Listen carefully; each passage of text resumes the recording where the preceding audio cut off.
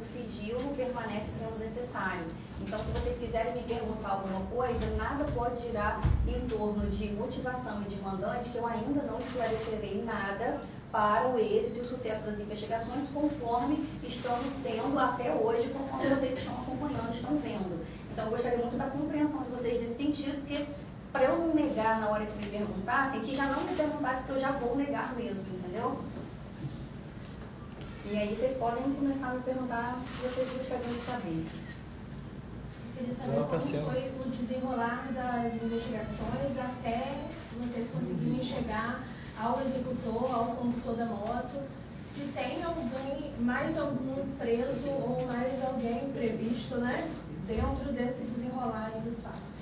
Então, nós apuramos que o suspeito atirador é o homem que está rodando aí nas imagens, que foi conduzido hoje para a delegacia. No final de semana, a gente tinha prendido o condutor da motocicleta, que, conforme eu falei para vocês, ele confessou o crime. O atirador, ele permaneceu acompanhado da sua advogada em silêncio aqui na delegacia, então ele não confessou o crime. Nós ouvimos hoje, encontramos o proprietário da motocicleta que praticou o crime.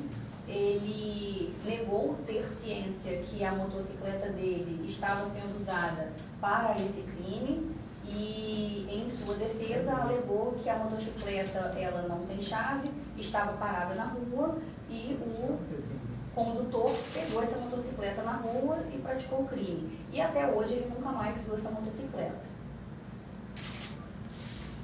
Doutora, a informação que a gente queria esclarecer também é que o pai do bebê esteve na delegacia hoje para prestar depoimento.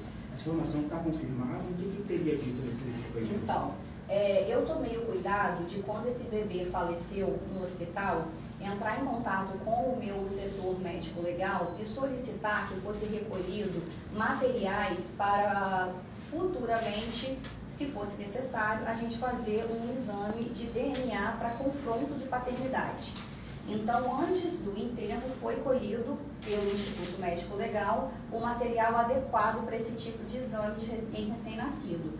Hoje, eu solicitei que ele viesse à delegacia para saber dele se ele tem o direito de fornecer ou não esse material.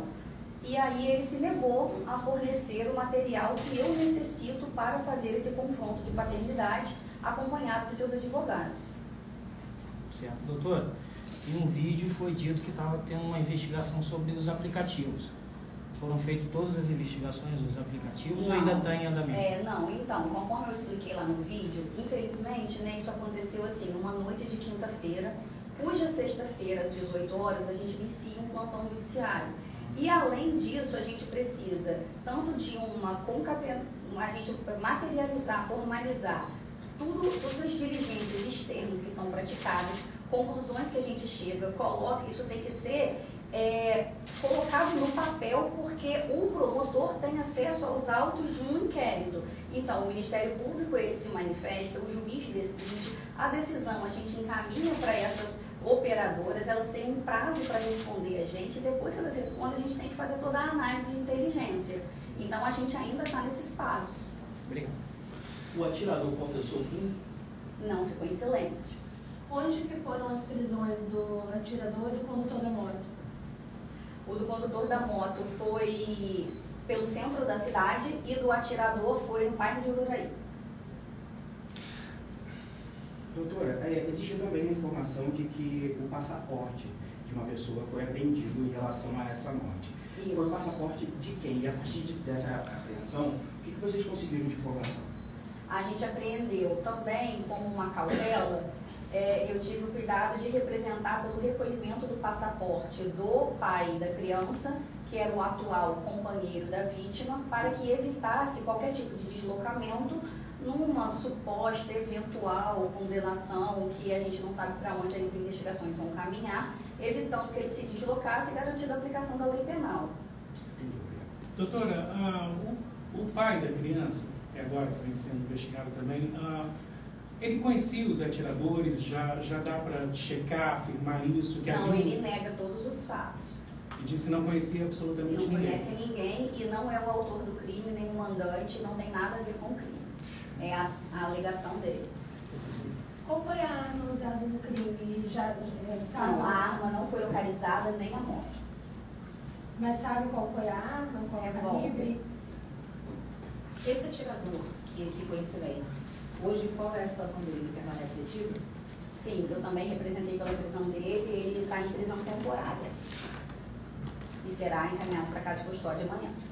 E o caso do pai do bebê, que foi liberado, ele atualmente é considerado suspeito? Ele é considerado um suspeito, mas ele não pode ter antecipação de culpa. Está tudo sendo investigado. E eu, como a presidente do inquérito, ainda não tenho provas. Então, todas essas informações que estão veiculando aí pode ser uma antecipação de culpa. Doutora, o estado civil, né, do pai da criança está claro já para a delegacia de polícia? Sim, casado com uma outra mulher que não é a vítima. Sim, ele é casado com uma outra mulher que não era juridicamente. Vítima. Sim, essa mulher também vem sendo checada, investigada? Essa mulher ela foi ouvida nos autos da investigação. No momento ela não é considerada suspeita. Ele apresentou algum motivo para não querer coletar o material para fazer? Não apresentou motivo. E nesse caso ele não é obrigado mesmo, se ele se nega ou existe algum outro Ele não é obrigado a fornecer provas contra ele, assim como você não é obrigado a se submeter a exame de bafômetro ou polemia, também não é obrigado a fornecer material para esse tipo de exame. O condutor da moto que foi preso e confessou, teve participação no crime. Além da participação, ele confessou mais alguma coisa, se foi contratado, se realmente pode falar assim? Ele deu uma tese de defesa que no desenrolar das investigações a gente está concluindo que não é verdadeira. Então, ele alegou que outra pessoa contratou o atirador e que ele não tem contato com essa outra pessoa. Além dos dois criminosos que participaram diretamente do crime, que estavam na condução da motocicleta, outros criminosos estão sendo investigados por trás disso? Sim. A vítima, ela era solteira? Ela era companheira do marido dela, do companheiro dela. Ela era companheira do suposto pai da criança. Eles moravam juntos. Ele só era casado juridicamente. Ele era casado juridicamente com uma outra mulher, mas eles viviam numa relação de união estável. E vocês tiveram conhecimento, por exemplo, de como era essa relação dos dois? Se era uma relação tranquila ou conturbada? As informações são que era uma relação conturbada, um pouco atípica. Entendi. E a relação da mulher dele, né? Da pessoa com quem ele era casado? Havia contato com ela. Havia contato, de forma conturbada também? Não havia contato de forma conturbada, não. Entre essa mulher dele e o casal, de fato? Não havia relação conturbada. Uma das informações que nós temos é que essa mulher dele morava em outras cidades. Não, mora em Campos. Doutora, a mulher dele tinha conhecimento da vítima, da Letícia, e a Letícia tinha conhecimento? Segundo ela, não. Ela nega que tinha conhecimento? Sim. E a Letícia, a polícia conseguiu checar se tinha conhecimento da mulher dele? Provavelmente não. As duas não tinham contato, não se conheciam? Não. O pai do bebê suspeita de alguém? O pai do bebê? Suspeita de alguém ter feito isso? Não suspeita de ninguém. Doutora, existe, por exemplo, uma outra pessoa que estaria em algum relacionamento ou algum envolvimento amoroso com a Letícia? Então, por enquanto, a gente não pode abrir essas informações. Faz parte do que está em regresso a isso. Doutora, com relação à quebra de sigilo telefônico, a gente tem do pai da criança, mais alguém, a Letícia, quem mais? Não, então, eu não falei com vocês hora nenhuma em quebra de sigilo telefônico. Sim. Eu falei em análise de dados. Sim, são abordagens diferentes. São abordagens diferentes e aí cai na inteligência que a gente ainda está em análise. Sim, esse aspecto então da investigação está em avanço nesse momento. Isso, está caminhando. Sim. Doutora, a gente leu, né, muita coisa saiu na imprensa, e uma das coisas é que haveria uma possibilidade do crime ser um crime premeditado. A polícia já trabalha com essa... Não, ele foi premeditado, com certeza. Mas é porque quando falaram, comentaram do pai do bebê, mas agora o pai do bebê declara dessa forma, então Isso não é relacionado a ele. O crime foi premeditado. As pessoas saíram para a execução daquela mulher. Doutora, agora tinha uma característica até pelo crime ser premeditado, de ódio, enfim. Porque tinha câmeras de segurança, ela estava acompanhada da mãe, da tia. Então tudo leva a crer que assim, foi movido por um ódio, uma intolerância, pelo fato dela estar grávida, ser mulher. Não, na verdade, eles não têm um planejamento e uma inteligência para a prática do crime. Então não é porque havia câmeras ali que havia essa relação de ódio. Eles não se preocupam com isso. Certo. O objetivo da Polícia Civil também é investigar de onde vem essa relação de ódio. Não sabemos se tem relação de ódio. Não chegamos a essa conclusão. Essa investigação pode chegar em outros crimes cometidos pela atiradora com base? Não. É sobre essa investigação mesmo. Não tenho dúvida. Quando você fala, porque na verdade eu não entendi bem, quando você falou sobre o material do bebê, esse material já foi colhido, né? Foi colhido antes dele ser enterrado. Antes dele ser enterrado. E agora vocês não têm como realizar o confronto das informações. Ele está cuidadosamente guardado e acondicionado de forma devida para um futuro e possível exame, caso o pai queira. De ideia, talvez. Isso. Agora, doutora, o registro do bebê foi a família quem fez, o pai, né? Que circunstância? Não sei te responder, não faz parte da investigação. Doutora, a certidão de nascimento de óbito eu sei que ele teve, mas eu não sei quem fez. O rapaz que foi preso tinha antecedentes criminais? O condutor e o atirador? O condutor, creio que não sei te responder isso agora. O condutor, creio que não. Os responsáveis respondem por um duplo homicídio? Então, eles vão responder por um homicídio consumado em face da Letícia, um aborto, porque, embora a criança tenha nascido, inicialmente eles quiseram atingir o bem jurídico, o feto, e o homicídio tentado em face da mãe da Letícia. Assim, por mais que o pai não tenha liberado o material, ele é considerado o pai da criança através de consideração da mãe. Através das declarações que constam nos autos, tanto da família dela quanto da própria declaração dele, que se intitula e se rotula o pai. Entendi como. Mas aí existe uma investigação, talvez, a partir da negativa dele de saber a paternidade de outra pessoa, se a paternidade é de outra pessoa, na verdade? Não, caso as investigações caminhem em algum sentido desse, a gente solicita que a pessoa forneça esse mesmo tipo de material. Em relação aos familiares da vítima, algum especificamente aí está sendo ouvido por vocês para ajudar a investigação? Sim, hoje a mãe foi ouvida para que a gente não se submetesse a um depoimento, a uma oitiva tão próximo ao fato. Então a gente ouviu a mãe hoje.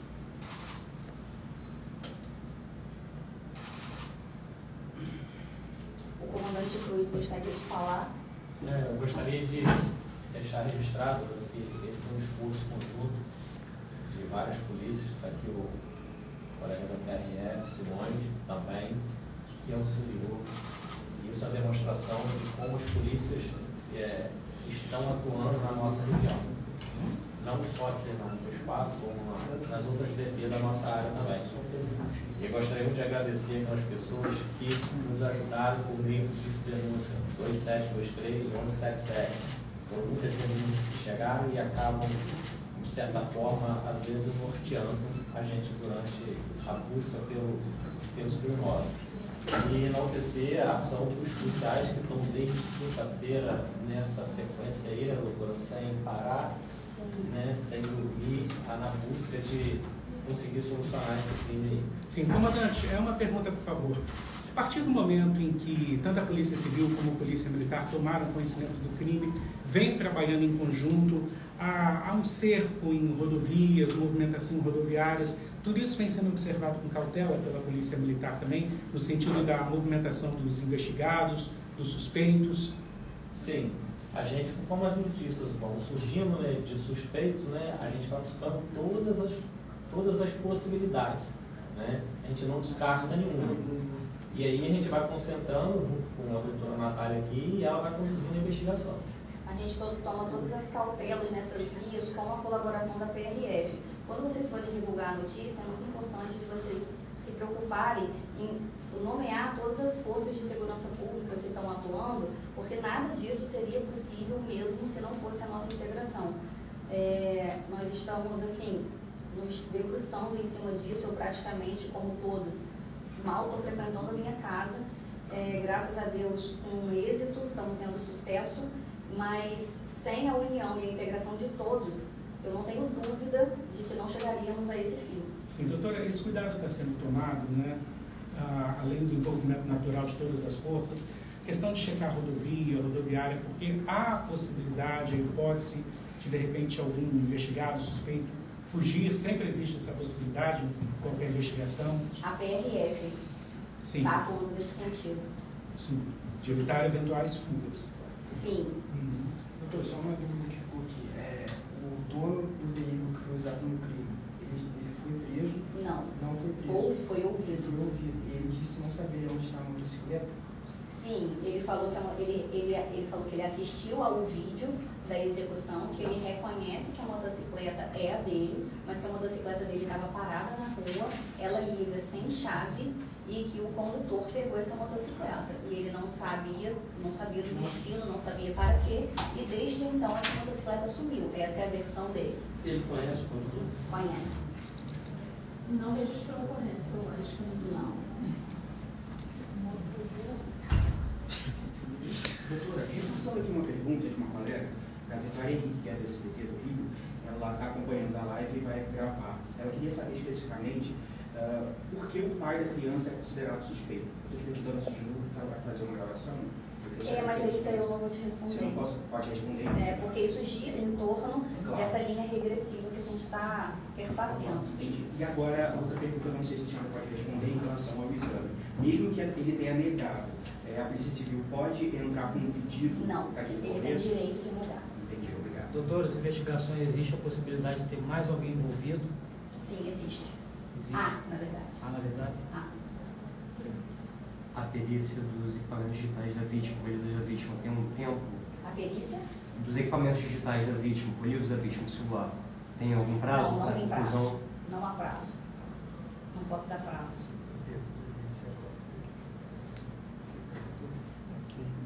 Mais algum?